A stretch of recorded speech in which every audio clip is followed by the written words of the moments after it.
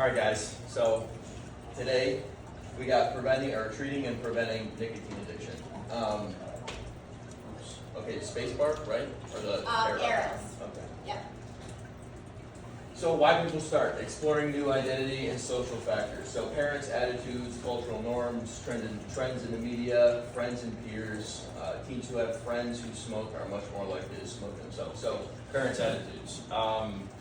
I know that I grew up in a house where my parents were really not about any of the smoking, any of the underage drinking, anything like that.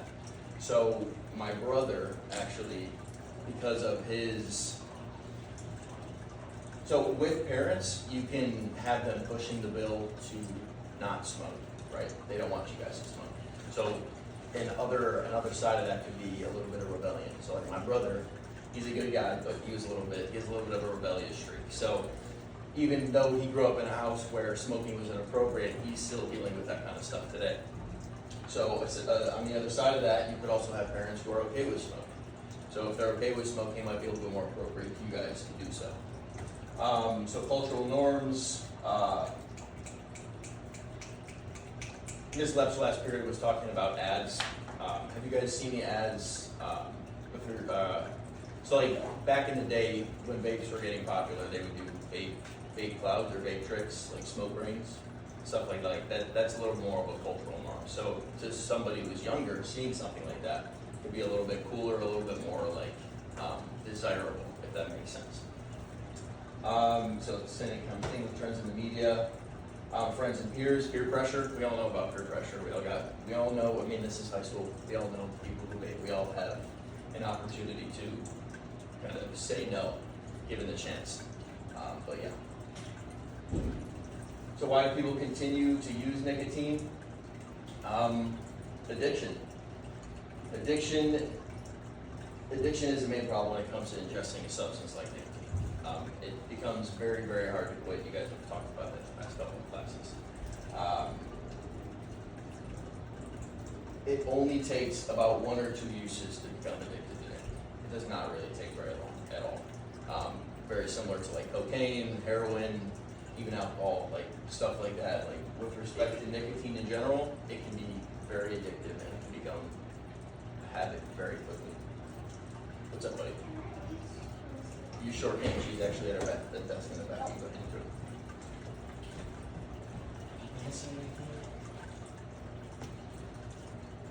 through. Okay. Video. The video? Yeah. Oh yeah.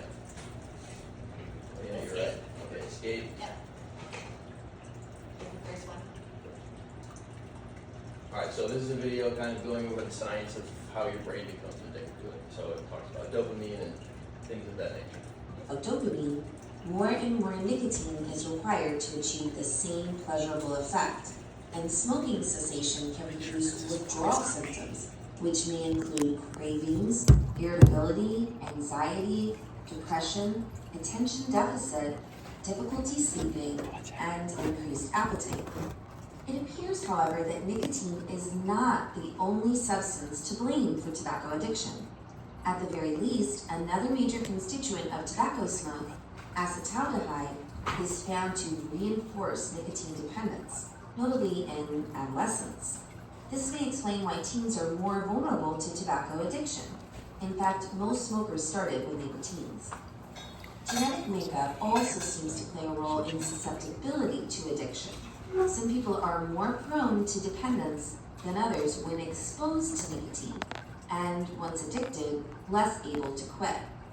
Many genes are likely to be involved. What is inherited is perhaps the extent the brain responds to nicotine and the rate of nicotine clearance.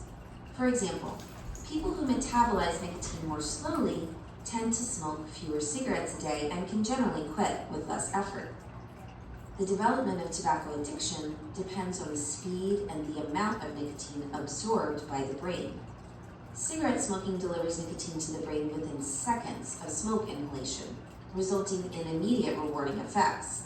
Because the effects only last several minutes, smokers tend to light up many times a day to avoid withdrawal symptoms. Cigar smokers who inhale absorb nicotine as quickly as cigarette smokers. Those who don't inhale absorb more slowly through the lining of the mouth, but the amount of nicotine can be greater depending on the cigar size. Chewing on smokeless tobacco products delivers nicotine more slowly than smoking, but the blood levels of nicotine can be much the same. In addition to the physiological basis, there are behavioral factors that reinforce addiction. The ritual of lighting up a cigarette, taking a puff after a meal, or socializing events with other smokers are all associated with the rewarding effect of smoking and can make it hard to break the smoking habit. Behavioral factors may be as important to tobacco addiction as the action of nicotine itself. Tobacco use is a leading cause of... Okay, so when you look at the way that nicotine interacts with the brain, it kind of involves the brain's reward system. And those fun feelings, those happy feelings, so whenever you just ingest nicotine, that is the same kind of receptor in your brain that responds to, things that make you feel good or make you feel happy, stuff like that. And then you also saw in the video at some point, with respect to tolerance, the more cigarettes you smoke, the more you're almost fighting withdrawal throughout the day as you continue to smoke more. So the space in between each cigarette becomes shorter and shorter. And that's how your tolerance goes up, and that's where addiction becomes a huge issue. So,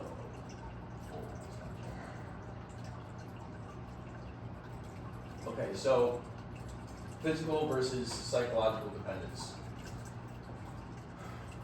What is can somebody tell me just the difference between physical and psychological? Like, what is psychological? Right. Okay, so the physical effects of nicotine are different than the psychological effects. However, the psychological effects can tend to be a little bit more of a, more of an influence on the decisions that you make. Because when it comes to how complex our brains are, when we're adding in substances like nicotine, it's giving our body this foreign substance that it's not used to. And as your body continues to ingest nicotine, those receptors that are receiving dopamine because of the ingestion of nicotine result in your body wanting more of that. So whatever became baseline is now, or normal is now above that. Because what you need to feel normal is no longer the way that your body typically responds to stimulus. It's now needing extra chemicals. Does that make sense? So we have some physical symptoms and some psychological symptoms.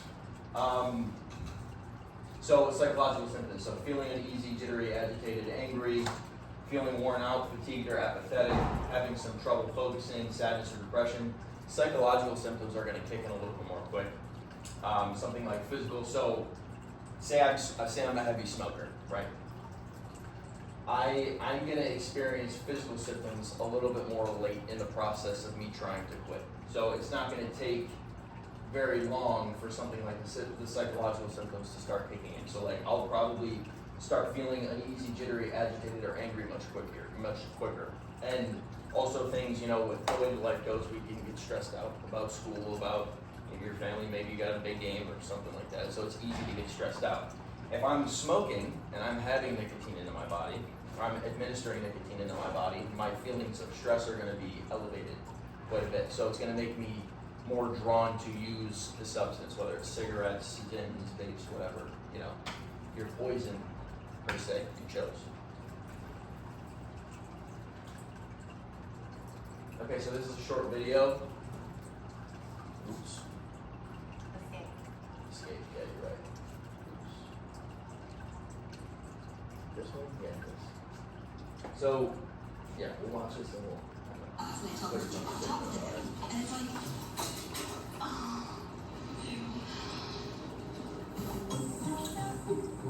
So I fell into a toilet.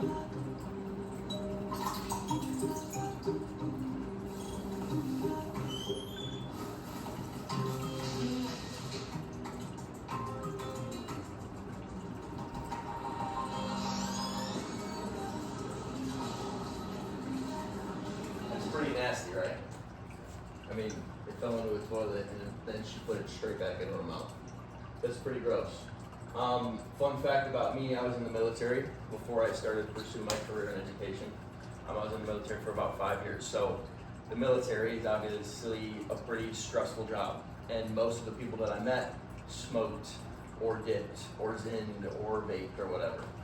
I witnessed several times friends of mine go pick up cigarette butts that were used out of an ashtray to light them and smoke them and use them on the spot. And I've also witnessed a buddy of mine dig through a trash can after he watched somebody throw out a vape and immediately put it in his mouth. So similar to this video, that kind of addiction draws your mind to make appropriate what otherwise was not. So digging through the trash to find a vape that is dead or out of juice or whatever the kind of terminology would be, to then put that straight in your mouth is pretty nasty. And I don't think any of us would kind of go digging through the trash for anything. But addiction for nicotine can result in you doing things you would otherwise not. So this young lady digging into the toilet to then hit a vape after, it's pretty gnarly. And that's just kind of how dangerous this nicotine stuff is, because it can get you to do things that in your right mind you would never do. Okay, so 4 stages. We have a little worksheet that we're going to do with respect to these 4 stages, which I'll get to in a second. But just to kind of talk about them real quick. So experimentation. So user uses a substance or just tries to do this. So this is like, so it's just a scenario. So I'm at a game, I'm at a baseball game, and a buddy of mine, he's putting in a dip in his mouth. And he's like, hey, do you want a little bit? And my opportunity in that moment is to say yes or to say no. So experimentation is that initial stage where it's like, okay, I'll give it a try. All right, so then we have regular use. So user develops a habit of regularly using the substance. So say I gave in to my buddy who was in the dugout, and I put in a dip that day. Maybe next week we have a game, and I'm like, all right, I'll do it again. And then the next week I have a game, maybe I put 2 in that game. So then it becomes a little bit more regular, and it's more acceptable. My brain is now developing the receptors to the ingestion of nicotine, which is causing me to be more okay with using it on a regular day-to-day basis. You guys got me? Okay, and then we have tolerance. So the body needs more and more of the substance of use. So like I just talked about, the more I use it, the more I want it. Because as your tolerance goes up, the quicker your body is going to, I guess, turn over into the periods where it now has no nicotine and is starting to experience some withdrawal, some agitation, some feelings of stress or what have you. So now in my head, in my physiological and psychological makeup, I'm becoming a little bit more apt to use it throughout this period because the tolerance is going up, because I need more of it. So then we have dependency and addiction. So the user relies on the substance to function or feel normal. This is full blown addiction. So my buddy who I described in the military, that young lady who dug her vape out of the toilet, that's full blown addiction. So that is, again, to reiterate, behaviors that you would otherwise not engage in that have become normal, and then feeling normal. So like we talked about earlier in class and we watched in that video, the dopamine levels of my brain are now responsive to how much nicotine I ingest on a day-to-day basis. So my body's ability to reproduce dopamine on its own is no longer happening at a normal level. It's now something that I have to fight every day by adding in nicotine to my day-to-day thing. You guys get what I'm saying? Make sense? Okay.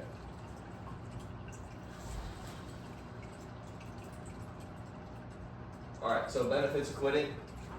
So after, let's say you end up smoking for a while and you finally make the decision to quit. The benefits of quitting come very fast. So almost within, up in your Google Classroom, Miss Lech posted this worksheet. So is it never too late to quit? So right here we can see, 20 minutes after quitting, 8 hours, 24, 2 days. So as more time elapses between you starting to not use and moving forward, things actually begin to normalize again in your body. So 20 minutes after quitting, my blood pressure finally drops back to normal, which, nicotine being a stimulant, it elevates your blood pressure. Temperatures in your hands. If you ever shake somebody's hand or like touch your friend's hand, it's like kind of clammy. Like, so with high blood pressure comes that kind of, side effects, clam your hands, warmer feet, whatever. So that stuff kind of goes away after 20 minutes of using it.